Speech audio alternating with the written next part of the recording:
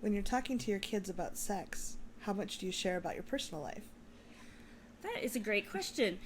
I think that is a question that's up to each parent to figure out. But some of the basic guidelines I think a lot of parents like to do is show what having good boundaries is by modeling that. Yep. So they can say things like, I'm so glad you asked that question about what mommy and ma do in bed together. And there's some things that we like to just keep private.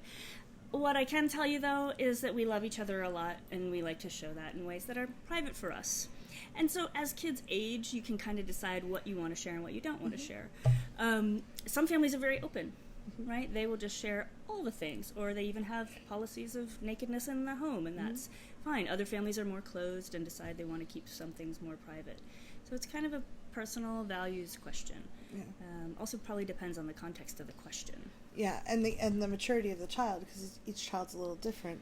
And Absolutely. you run into that a lot. You teach at schools all over. This is JD, Jen Devine from Superstar Health Education. Sorry, I only mangled it once. I put it up here. And I'm Cathy Bartilli from the intimacydojo.com. And it would, like, I know as a little kid, I was very precocious and I wanted to know things.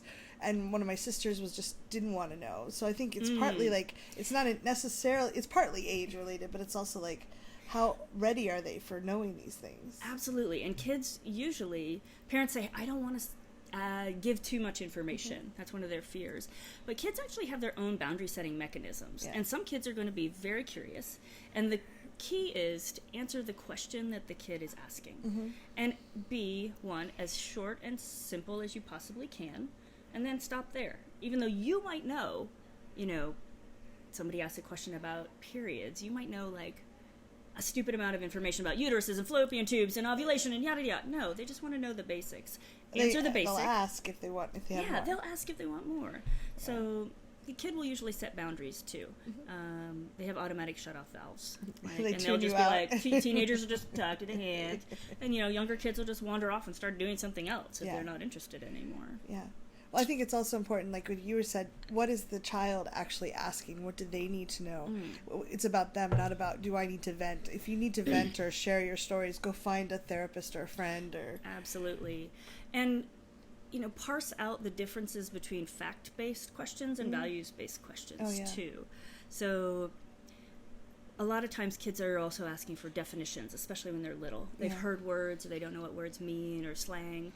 And so separating out, like, the facts are masturbation. That's a great word. Glad you're asking. So always be positive, like affirm the question, and then let them know what the facts are. That's a behavior that often involves touching genitals, usually in a private place, that feels really nice, and people do it on purpose to make their bodies feel nice.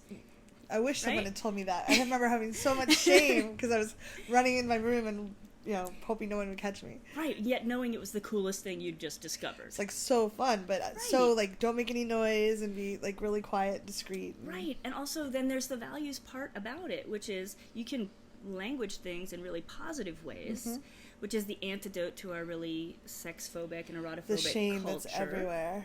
Right, so you can say positive things. You can say, it's a really wonderful thing. Our family thinks it's a great thing that you can find pleasure in your own wonderful body, and make sure you find a place where you won't be interrupted. Yeah. Right, so you have some privacy to do it. And maybe let them know it's okay to make noise when you masturbate. And if you have a private place where you can do that, what would be private places? I mean, helping a kid be really clear what that means. The shower, a room. Examples.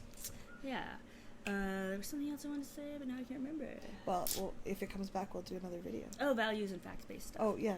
Right? So you can also share your values about stuff, right? So facts are this, and our family has these values, right? And that's going to be big in terms of the range of what's out in the community, right?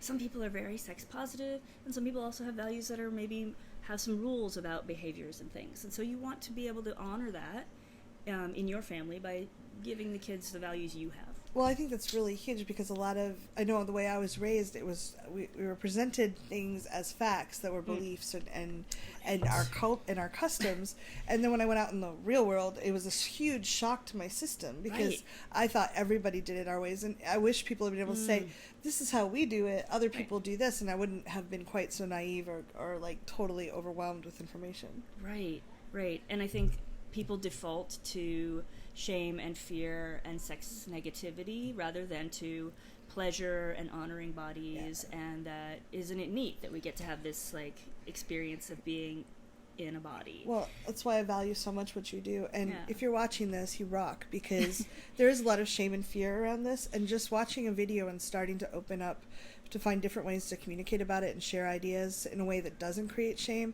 that's such a benefit you can give to yourself and to your children. Yeah, especially, I mean, I think that, I mean, one of my jobs as an educator, working with children, especially in puberty, is hoping that they get the sense that they are valuable, their bodies are neat and a source of information and possible pleasure.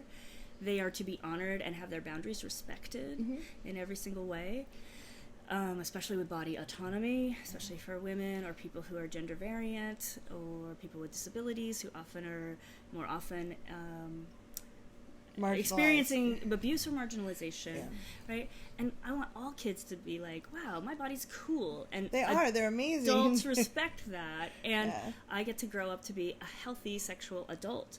And, you know, I always hope that adults think, oh yeah, that's our job. We're supposed to help our children become these healthy sexual adults, not these shame-filled, you know. Well, sadly, so many adults struggle with it too. They don't know how to, they don't even know how to talk to their partner about stuff, much less their child. So again, thank you for being here. We'd love to hear what you think. Leave comments below and check out our other videos. You're so good. I'm like,